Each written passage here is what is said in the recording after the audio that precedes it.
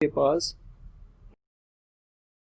जी अब हम डिस्कस करने लगे हैं आई कैप के क्वेश्चन बैंक के क्वेश्चंस सिंपल इंटरेस्ट के ऊपर, जिसमें से सबसे पहला सवाल है हमारा 5.1, जिसमें हम डिस्कस करेंगे सिंपल इंटरेस्ट का फार्मूला। सबसे पहला सवाल पूछा इसने, formula for simple interest is, तो अभी हमने फार्मूला पढ़ा था I is equal to P R T. उसमें आर जो होता है वो परसेंटेज में होता है, तो इस लिहाज से इन सब में फार्मूला बनता है हमारा I is equal to P R T over 100। तो हमारी ए ऑप्शन यहाँ पे ठीक है। क्वेश्चन नंबर 2 अगर हम देखें तो उसमें कहते हैं x% of p is y then p। तो ये बेसिकली परसेंटेज का क्वेश्चन है, लेकिन उसने सिंपलनेस में डिस्कस किया हुआ है। हम इसको बल देख लेते हैं कि कैसे सॉल्व होगा। वो कहता है x% of p is equal to y। तो परसेंट है, इसको परसेंट में कन्वर्ट करने के लिए डिवाइड से कर देंगे 100 से, x into P over 100 is equal to y। और उसने पूछा p, तो मतलब p एक तरफ रहेगा, ये 100 उधर जाके मल्टीप्लाई हो जाएगा 100y ओवर ये जो x है नीचे आके डिवाइड हो जाएगा डिवाइड बाई x, तो p की वैल्यू हो जाएगी 100y ओवर x। तो यहाँ पे 100y ओवर x ये ऑप्शन बनती है, ये सी ऑप्शन होगी। अब हम क्वेश्चन नंबर 5.3 देखते हैं। इसमें उसने कहा था future value of 1355 invested at 8% per annum, P A means per annum for 5 years is. तो फ्यूचर वैल्यू हमने फाइंड करनी है ऑफ 1350, तो it means this is P. Future value मतलब ए अननोन है, रेट उसने दे दिया है 8% और टाइम उसने दे दिया 5 ईयर्स। तो a is equal to P into 1 plus R T. तो फ्यूचर वैल्यू अननोन है, p है जी 1355, 1 प्लस रेट है 0.08 इंटू 5, तो यहाँ से हमारा आंसर निकल आएगा 1897। तो 1897 हमारी ऑप्शन है जी ए। अब हम आगे डिस्कस करते हैं क्वेश्चन नंबर 5.4। इसमें उसने कहा जी the present value of 1400 at 8% simple interest for 5 year is, मतलब प्रेजेंट वैल्यू हमने फाइंड करनी है। इट मीन्स ये प्रेजेंट वैल्यू हमें फाइंड करनी है, तो फिर ये फ्यूचर वैल्यू होगी। रेट उसने दे दिया 8% और टाइम भी उसने दिया 5 ईयर्स। तो हम फार्मूला लगाएंगे a is equal to P into 1 plus R T. तो p हमारे पास अवेलेबल नहीं है, a हमारे पास अवेलेबल है 1400 इंटू 1 प्लस r है 0.08 इंटू टाइम है 5 ईयर्स। तो p निकल आएगा हमारा 1400 ओवर 1 प्लस 0.08 को 5 से मल्टीप्लाई करें तो 0.40 आता है। तो p आ जाएगा हमारा 1000। तो हमारी डी ऑप्शन ठीक है। इसके साथ हम क्वेश्चन करते हैं 5.5। तो कहते हैं bank charges markup of 0.39 per day पर 1000। तो rate of markup as percent, percent means per 100 per annum. तो अब हम देख लेते हैं 0.39 का रेट है पर डे। तो अगर हमने पर ईयर में कन्वर्ट करना है तो 0.39 को 365 से मल्टीप्लाई करेंगे तो पर ईयर आ जाएगा। तो इससे हमारा आंसर आएगा 142.35 per year interest on 1000 rupees. ये है जी ऑन 1000 रुपीज़। और अगर इसको हमने 100 में कन्वर्ट करना हो, ये 1000 रुपये के ऊपर 142 रुपये है, तो 100 रुपये के ऊपर कितना होगा, तो इसमें हम डेसिमल पॉइंट खत्म कर लेते हैं। तो 14.234 पर 100 हो जाएगा, मतलब पर 100 मीन्स परसेंट। तो 14.23% हमारा आंसर बनता है। तो 14.23 के करीब 3 ऑप्शन जो है 14.24% है, ये हमारा आंसर होगा। तो 5.6 क्वेश्चन देखते हैं। A person borrowed 20,000 from a bank at simple interest rate of 12% per annum, how many years will he owe interest of 3600। अब ये हमारा जो उसने सवाल पूछा है वो I is equal to P R T वाले फार्मूले के थ्रू पूछा है। अब इसमें देख लेते हैं। उसने हमें इंटरेस्ट दिया हुआ है 3600, तो आई की जगह लिखेंगे 3600, पी उसने दिया हुआ 20,000। ये कैसे पता लगा पी है, क्योंकि उसने बारो किए हैं। जो पैसे आज बारो किए जाएंगे वो डेफिनेटली प्रिंसिपल वैल्यू होगी या प्रेजेंट वैल्यू होगी, वो फ्यूचर वैल्यू कभी बारो नहीं होती। फ्यूचर वैल्यू हमेशा हमने वापस करनी होती है, जो पैसे बारो किए जाते हैं वो प्रेजेंट वैल्यू होती है। 20,000 हमारी है जी प्रेजेंट वैल्यू, और ये हमारा उसने दिया हुआ इंटरेस्ट, और रेट उसने दिया हुआ 12%। तो रेट की जगह लिखेंगे 12/100 या 12/100 या 0.12, जो भी आप लिखना चाहे लिख सकते हैं, per annum. How many years he owe interest of 36। तो इसका मतलब ये हुआ कि इस सवाल में हमारे पास टाइम अननोन है, तो हम टाइम फाइंड कर सकते हैं 3600 multiplied by 100 divided by 20,000 multiplied by 12। तो यहाँ से हम कैलकुलेटर से टी निकाल सकते हैं। तो इससे हमारा आंसर आ जाएगा 1.5 ईयर्स। तो 1.5 ईयर के मुताबिक हमारी ऑप्शन ए ठीक बनती है। अब 5.7 क्वेश्चन देखें। तो कहता है how long will it take for sum to double itself at 10% simple interest. तो अभी हमने डिस्कस किया था पिछले लेक्चर में कि अगर सिंपल इंटरेस्ट रेट हो तो उसमें इंटरेस्ट रेट बता देगा कि कितने साल बाद डबल होगी। अगर 10% है तो 10 10 10 10 10 करते करते 100% 10 साल में हो जाएगा। तो ये सवाल ऐसा है जिसमें हम बगैर कैलकुलेशन के कॉमन सेंस यूज करके इसका आंसर निकाल सकते हैं कि अगर 10% इंटरेस्ट रेट है तो 10% 10% 10% 10%, तो करते करते 10 साल बाद वो 100% इंक्रीज आ जाएगा। तो इसका मतलब है कि अगर 10% रेट है तो 10 साल बाद उसका अमाउंट डबल हो जाएगी। This sum required on 5.8 हम क्वेश्चन देखते हैं। The sum required on a monthly interest rate of 1200 at 18% per annum simple interest is।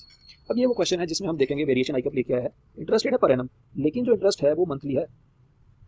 या तो हम अपने रेट को मंथली बना लें या फिर हम अपने इंटरेस्ट की अमाउंट को एनुअल में ले आए, क्योंकि ये एनुअल है ये मंथली है, ये कभी भी फार्मूले में पुट नहीं हो सकते। इन दोनों में हमें किसी एक को मॉडिफाई करना होगा, तो हम किसी को भी मॉडिफाई कर सकते हैं। हम दोनों तरीकों से देख लेते हैं। I is equal to P R T. P हमारे पास अननोन है, आई है हमारे पास 1200, रेट है हमारे पास 18%, तो 18% पर एनम है, अगर उसको मंथली में कन्वर्ट करेंगे तो 12 पे डिवाइड कर देंगे और टाइम की जगह लिखेंगे 1, क्योंकि हमारे पास टाइम पर मंथ है तो लिहाजा हम पी की जगह 1 मंथ यूज़ करेंगे। तो पी निकाल लेंगे हम 1200 मल्टीप्लाइड बाय 12 डिवाइडेड बाय 0.18, तो इससे हमारा पी आ जाएगा 80,000। तो हमारी 80,000 का मतलब ये हमारी ऑप्शन सी ठीक होगी। क्वेश्चन नंबर 9 देखते हैं, in what time will 1800 yield simple interest of 390 at rate of 5% per annum. ये भी सिंपल इंटरेस्ट में फार्मूला यूज होगा।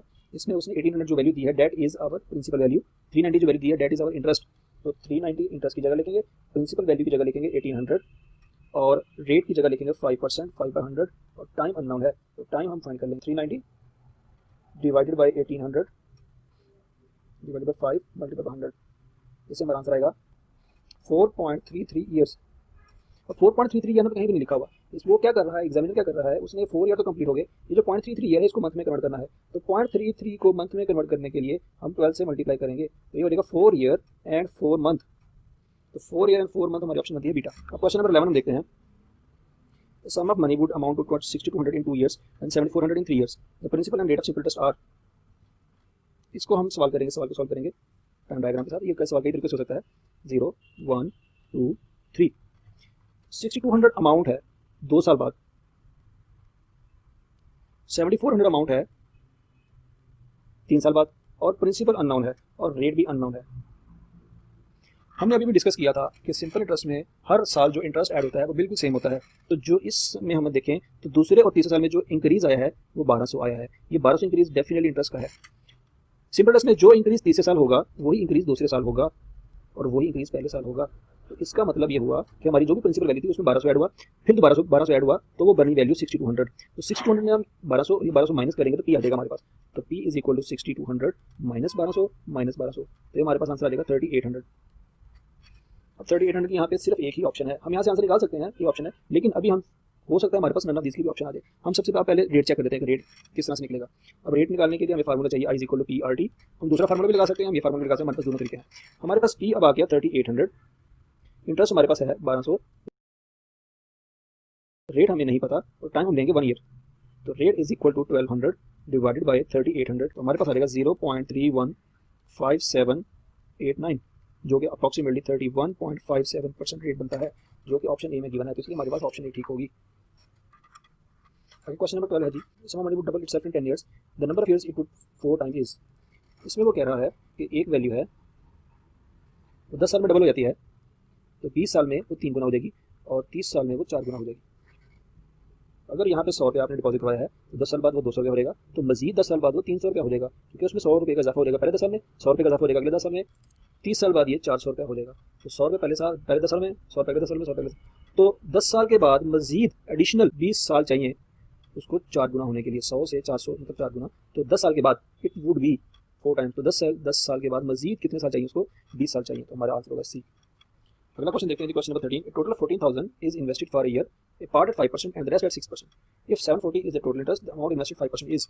इस क्वेश्चन में हमें बता रहा है कि 14,000 रुपये एक बंदे के पास टोटल पैसे थे जिसको उसने 2 डिफरेंट इन्वेस्टमेंट में डिपॉजिट करवाया था। मतलब अगर हमें नहीं पता 14,000 में से कितने पैसे उसने पहली इन्वेस्टमेंट में जमा कराए, कितने पैसे उसने दूसरी इन्वेस्टमेंट में जमा कराए, हमें सिर्फ इतना पता है कि 14,000 के 2 हिस्से हुए हैं। अब हो सकता है पहली इन्वेस्टमेंट 8,000 की हो, दूसरी इन्वेस्टमेंट 6,000 की हो, ये भी हो सकता है पहली इन्वेस्टमेंट 10,000 की हो, दूसरी इन्वेस्टमेंट 4,000 की हो, लेकिन हमें जो पता है वो सिर्फ ये है कि इन दोनों इन्वेस्टमेंट का जो टोटल है वो 14,000 है। अब वो कहते हैं कि पहली इन्वेस्टमेंट है 5%, मतलब अगर हम अज्यूम करें पहली इन्वेस्टमेंट एक्स है तो एक्स इन्वेस्टमेंट हुई पड़ी है 5% पे और जो वाई है उसके ऊपर 6% इंटरेस्ट लगा हुआ है, 740 टोटल इंटरेस्ट है। अब एक्स इन्वेस्टमेंट पे टोटल इंटरेस्ट कैसे कैलकुलेट होगा, हम मल्टीप्लाई करेंगे रेट को उस इन्वेस्टमेंट के साथ प्लस दूसरे रेट को दूसरी इन्वेस्टमेंट के साथ मल्टीप्लाई करेंगे। एक कुछ इंटरेस्ट यहाँ से आया, कुछ इंटरेस्ट यहाँ से आया, इन दोनों का जो टोटल है वो 740 है। तो अब हमारे पास 2 इक्वेशन बन गई है, एक इक्वेशन ये वाली है और एक इक्वेशन ये वाली है। हमारे पास 2 इक्वेशन है, अगर हम इन दोनों को साइमल्टेनियसली सॉल्व करें तो एक्स की वैल्यू आती है 10,000 और वाई की वैल्यू आती है 4,000। तो उसने पूछा है द अमाउंट इन्वेस्टेड 5%, तो 5% पे तो एक्स इन्वेस्टेड था, मतलब उसने हमसे एक्स की वैल्यू पूछी है जो कि 10,000 है, तो हमारी ऑप्शन होगी डेल्टा। अब हम क्वेश्चन 14 देखते हैं, if simple interest on a certain sum for 15 month at 7.5% per annum exceeds the simple interest on the same sum for 8 month at 12.5% per annum by 32.5, then the sum is, sum means principal value हमसे मांग रहा है। अच्छा, इसमें हम देखेंगे कि 2 यहाँ पे सिचुएशंस हैं। पहली सिचुएशन में पी अननोन है, रेट उसने बता दिया है 7.5%, लेकिन जो उसने टाइम दिया है उसने दिया 15 मंथ, ये पर एनम है और ये पर मंथ है। तो हमने अभी पढ़ा अगर रेट आपका एनुअल होगा तो टाइम भी आपका ईयर में होना चाहिए, तो इसको हम ईयर में कन्वर्ट करने के लिए 12 से डिवाइड कर देंगे। तो यहाँ से हमारे पास I1 आ जाएगा, I1 is equal to P R T. तो पी तो मैं नहीं पता, रेट है हमारे पास 7.5/100 मल्टीप्लाई बाय टाइम है हमारे पास 15/12। अब वो कहता है सेम सम, तो अगर यहाँ पे पी अननोन है तो यहाँ पे पी अननोन होगा। हमने उसने same sum for 8 month, time है उसके पास 8 मंथ, और रेट है 12.5%। अब ये भी पर एनम है, अगर ये पर एनम है तो इस मंथ को ईयर में कन्वर्ट करने के लिए 12 से डिवाइड करेंगे। अच्छा जी, अब I2 निकाल लेते हैं, I2 is equal to P into R T. तो पी हमें नहीं पता, रेट है हमारे पास 12.5%/100 इंटू 8/12। अब वो सिचुएशन ये है, वो कहता है कि एक इंटरेस्ट दूसरे इंटरेस्ट से 32.5 ज़्यादा है। अब हमें देखना यह है कि I1 ज़्यादा है I2 से या I2 ज़्यादा I1 से। अब हम दोबारा पढ़ लेते हैं। Simple test on the same sum for 15 month per annum exceed the simple test same sum for 8 month. मतलब 15 महीने वाला इंटरेस्ट जो है 8 महीने वाले इंटरेस्ट से एक्सीड कर रहा है, तो पहला इंटरेस्ट दूसरे इंटरेस्ट से ज़्यादा है। ओके, तो इसका मतलब हुआ पहले इंटरेस्ट और दूसरे इंटरेस्ट में जो डिफरेंस है वो 32.5 है। तो पहले इंटरेस्ट का हमने निकाला हुआ है P into 7.5/100 into 15/12 minus P into 12.5/100 into 8/12 is equal to 32.5।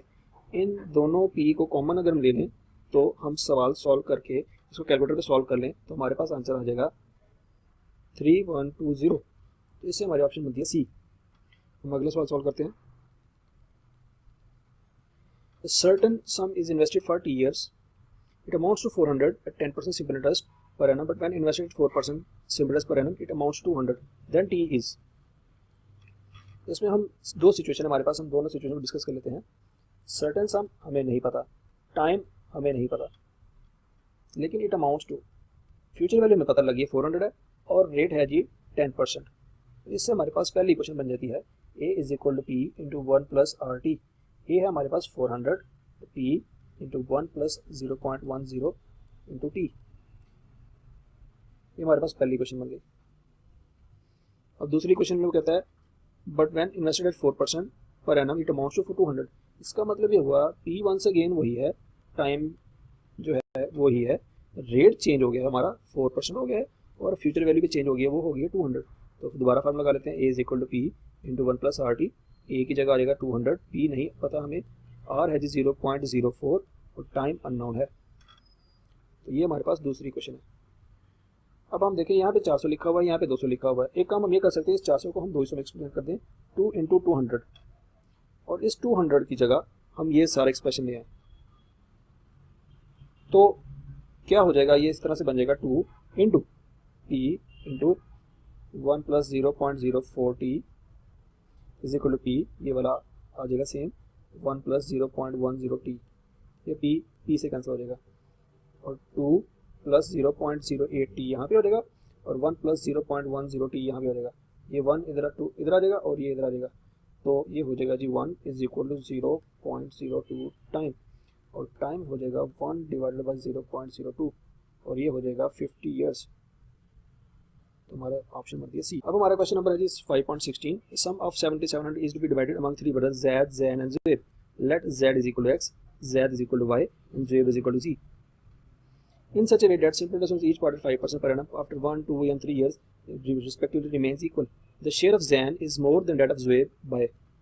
अच्छा, इसमें हमें सबसे पहली क्वेश्चन जो हमें समझ आती है वो ये है कि x plus Y plus Z is equal to 7700। एक क्वेश्चन हमें सीधी सीधी ये समझ आई है कि तीनों भाइयों का ये जैन है, ये जैद है और ये जुएब है, इन तीनों का टोटल 7700 है। अब वो नेक्स्ट सिचुएशन जो ये कहता है वो कहता है कि सिंपल इंटरेस्ट तीनों पे 5% है, इस पे भी 5% है, इस पे भी 5% है, इस पे भी 5% है, लेकिन उस पर जो इंटरेस्ट है पहले वाले पे 1 साल, दूसरे वाले पे 2 साल और तीसरे वाले पे 3 साल। 3 साल बाद वो कहता है रिमेन्स इक्वल, मतलब इसके ऊपर 5 साल 5%, इसके ऊपर भी 5% लेकिन 2 साल के लिए, तो 0.05 y इंटू 2, और इसके ऊपर भी 5% लेकिन 3 साल के लिए 0.05 g इंटू 3। कहता है ये वाली वैल्यू और ये वाली वैल्यू और ये वाली वैल्यू तीनों बराबर हैं। तो हम इसको और इसको सॉल्व करके देखते हैं, तो 0.05x is equal to 0.10y। तो हम कह सकते हैं x is equal to 2y। ये 0.05 जो है इधर आके डिवाइड हो जाएगा तो ये x इक्वल टू y आ जाएगा। इसी तरीके से हम इन दोनों इक्वेशन को सॉल्व करेंगे तो हो जाएगा 0.10y is equal to 0.15g। तो यहाँ से हम जी निकाल सकते हैं, जी इज इक्वल टू 2/3y। ये 0.15 जब इसके नीचे आके डिवाइड हो जाएगा तो ये 2/3 हो जाएगा। ये काम हमने इसलिए किया क्योंकि इस इक्वेशन में हमारे पास 3 वेरिएबल हैं, और अगर 3 वेरिएबल हो, एक इक्वेशन हो, तो वो सॉल्व नहीं हो सकती एज पर इक्वेशन कंसेप्ट। तो हमें डेफिनेटली इस इक्वेशन में से 2 वेरिएबल को एलिमिनेट करना है, और मैंने इस इक्वेशन में x की जगह y को रिप्लेस कर रहा हूँ। तो x की जगह हो जाएगा 2y, y की जगह y ही आएगा, और z की जगह मैं रिप्लेस कर दूंगा 2/3y इज इक्वल टू 7700। यहाँ से मुझे ये फायदा हो जाएगा, मेरे पास y आ जाएगा। कैलकुलेटर से कैलकुलेशन करें तो y हमारे पास आ जाएगा 2100। अब y हमारे पास 2100 आ गया। इस y की वैल्यू को अगर मैं यहाँ पे पुट करूँ तो मेरे पास x आ जाएगा 2 × 2100 इज इक्वल टू 4200। और अगर इसी y की वैल्यू को मैं इस यहाँ पे पुट करूँ तो हमारे पास z आ जाएगा 2/3 × 2100, z की वैल्यू आ जाएगी 1400। z की वैल्यू 1400 है और x की वैल्यू 4200 है। अब देखें, x था जैन और जुएब था जी। उसने पूछा था the share of Jain is more than that of Zuheb. तो x और z के दरमियान वो डिफरेंस पूछ रहा है। तो x और z के दरमियान जो डिफरेंस है 4200 माइनस 1400 वो है 2800। तो हमारी ऑप्शन ए बनती है। 5.17 हम क्वेश्चन करते हैं। A person borrowed 500 at 3% per annum simple interest and 600 at 4.5% per annum on the agreement that the whole sum will be returned only when the total interest becomes 126. The number of year after which the borrowed sum is to be returned is। अच्छा, इसमें हम देखें कि P भी दिया है, R भी दिया है, इसमें भी P है और R भी है, और टाइम अननोन है, और टाइम अननोन है लेकिन फार्मूला लगेगा इंटरेस्ट का, और इंटरेस्ट उसने दे दिया 126। तो इंटरेस्ट का फार्मूला हो जाएगा P1R1 × T plus P2R2 × T। क्योंकि यहाँ पे 2 प्रिंसिपल हैं, 2 रेट हैं, तो इसका इंटरेस्ट और इसका इंटरेस्ट का टोटल उसने हमें दिया है। तो I की जगह लिखेंगे 126, P की जगह लिखेंगे हम 500, रेट उसने दे दिया है 3%, तो 3/100 हो जाएगा, टाइम नहीं पता। इसी तरह से दूसरा प्रिंसिपल उसने हमें दे दिया है 600, रेट उसने हमें दे दिया है 4.5%, तो 4.5 डिवाइड बाय 100 लिखेंगे, और टाइम इसमें भी हमारे पास अननोन है। अगर हम इस सारी इक्वेशन को कैलकुलेटर पे सॉल्व करेंगे तो हमारे पास टाइम आएगा 3 ईयर्स। हमारी ऑप्शन बनती है बी। हमारा अगला सवाल है 18। A lends 2500 to B and a certain sum to C at the same time at 7% per annum simple interest. If after 4 years A altogether received 1120 as interest from B and C, then the sum lent to C is। Okay जी, तो 1120 once again ये इसी तरह का concept इस्तेमाल हुआ है। I is equal to P1R1 T1 plus P2R2 T2। इसमें उसने टोटल इंटरेस्ट बता दिया है 1120, तो हम यहाँ लिखेंगे 1120। P जो B को उसने पैसे दिए हैं, let's assume this is P1, तो आ जाएगा 2500, और रेट भी दे दिया B का 7%, तो 7/100, और टाइम भी दे दिया उसने 4। लेकिन C का जो उसने पेमेंट किया है वो नहीं बताई हमें, P2 में नहीं पता। रेट उसने बता दिया हमें 7% है, 7/100, और टाइम भी वही है जो दूसरे के लिए यूज हुआ है, जो मतलब 4 ईयर्स। तो यहाँ से हमने P2 निकालना है। तो P2 अगर हमें सारी क्वेश्चन को कैलकुलेटर पे सॉल्व करें तो P2 हमारे पास आ जाएगा 1500। इससे हमारी ऑप्शन बनती है बीटा। अब हम नेक्स्ट क्वेश्चन करते हैं जो काफ़ी टफ है। 5.19 An investor receives a total of 5700 per annum in interest from 3 stocks yielding 4%, 5% and 8% per annum respectively. The amount at 4% is 20,000 more than the amount invested at 5%, and the interest from 8% investment is 8 times interest from 5% investment. The amount of money invested in each stock is। इस क्वेश्चन में सबसे पहले आप एक चीज़ note कीजिएगा, iGAP ने अपनी वेबसाइट पर अपलोड किया है कि यहाँ पे ऑप्शंस रिवर्स हैं, मतलब 30,000 पहले आएगा, 10,000 बाद में आएगा। इस सवाल को सॉल्व करने के कई तरीके हैं, मतलब इसमें हम सबसे पहले इक्वेशन के थ्रू भी सॉल्व कर सकते हैं, और हम इस क्वेश्चन में ऑप्शन भी ट्राई कर सकते हैं। हम पहला सवाल हम इसको पहले क्वेश्चन इक्वेशन के थ्रू करते हैं। Investor see the total 5700 per annum in interest. तो सबसे पहली बात हमें समझ आएगी कि 5700 इंटरेस्ट है। अब इंटरेस्ट कैसे कैलकुलेट होता है, हम अज्यूम करेंगे 3 स्टॉक्स हैं। लेट पहला स्टॉक है जी X, दूसरा है Y, तीसरा है Z, और पहले स्टॉक पे रेट है 4%, दूसरे पे है 5% और तीसरे पे है 8%। तो इंटरेस्ट की कैलकुलेशन कैसे करेंगे, ये इससे मल्टीप्लाई होगा 0.04x, और ये इससे मल्टीप्लाई होगा 0.05y, और ये इससे मल्टीप्लाई होगा 0.08z। इन तीनों का टोटल जो है 5700 बनता है। दोबारा देख लेते हैं। An investor receives a total of 5700 per annum, 1 साल का इंटरेस्ट है, तो इन तीनों में टाइम 1 आएगा फ्रॉम 3 स्टॉक्स 4%, 5%, 8%। तो ये पहली हमारे पास जो इक्वेशन आती है वो ये इस तरह से बनती है।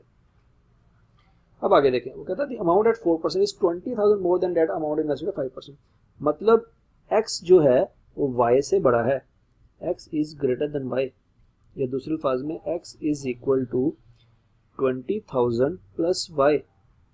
y चूंकि छोटा है तो उसमें 20,000 ऐड करेंगे तो इक्वल का साइन आ जाएगा। एंड इंटरेस्ट, अब अगली सिचुएशन देखें, interest from 8% investment is 8 times the interest from 5% investment. अब इंटरेस्ट की बात करें तो ये इंटरेस्ट है 0.05y और दूसरा इंटरेस्ट है 0.08g, तो वो कहता है 0.05y इंटरेस्ट जो है 0.08g से ज्यादा है। कितना ज्यादा है जी? 8 टाइम्स। तो डेफिनेटली हम फिर छोटी वैल्यू को 8 से मल्टीप्लाई करेंगे, हम इसको मल्टीप्लाई करेंगे 8 से,